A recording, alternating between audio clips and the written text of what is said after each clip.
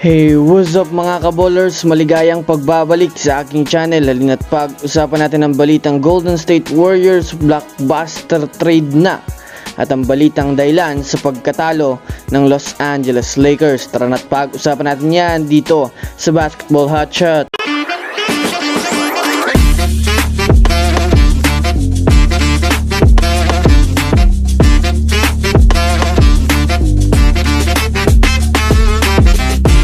Una nga muna tayong dumako mga kabowlers sa naging laro ng Los Angeles Lakers kontra sa kupunan ng San Antonio Spurs.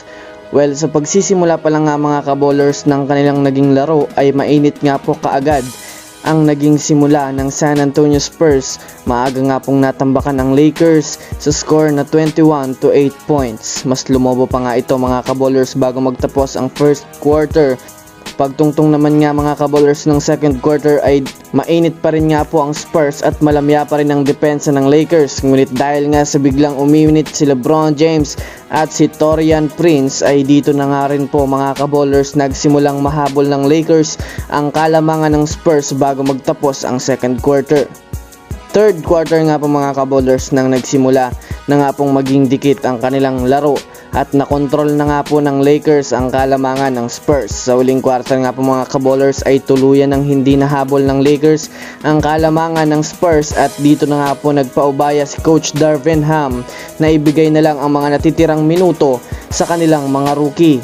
Nagtapos nga ang laro sa score na 121-115 na pinunganahan naman nga ito mga kabowlers ni Devin Vassell matapos magtala ng 36.6 rebounds at may kasamang 3 assists na masasabi nating naging sapat nga ito upang mapatumba ang Los Angeles Lakers.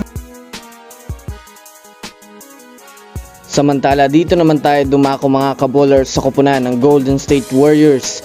Alam naman nga natin sa ngayon na hindi maganda ang kampanya ng Golden State ngayon sa liga. Ayon nga mga kabowlers sa mga NBA analysts, kailangan na nga daw gumalaw ng Warriors ngayon dahil na rin kung hindi pa rin nga daw nila maayos ang problema nila, ngayon ay talagang dadaos-dos pa sila lalo. At worse, baka hindi pa nga sila makapasok sa playoffs o kahit man nga sa play-in tournament. Sari-saring mga trade proposal na nga po sa ngayon ang pumapalibot sa Warriors. Kahapon lang nga po ay naglabas na naman ang mga eksperto ng trade proposal. Matatanggap nga ng Utah Jazz itong sina Jonathan Kuminga, Moses Moody, Gary Payton II kasama ang future first round pick ng Golden State Warriors. Habang sa Warriors naman ay makukuha naman nga nila itong si Lauri Markkanen. Kilala naman nga natin ito mga kabowlers bilang isang magaling na sentro na mapapakinabangan sa opensa at maging sa depensa. Mayroon rin nga po itong mataas na porsyento sa shooting. Samahan pa ng isa rin ito sa mga player na nagdadala ng malakas na impact sa team. Kung susumadayan nga natin mga kabowlers, babagay nga ang laro nito sa Warriors dahil sa nangangailangan nga sila ngayon ng magaling na big man.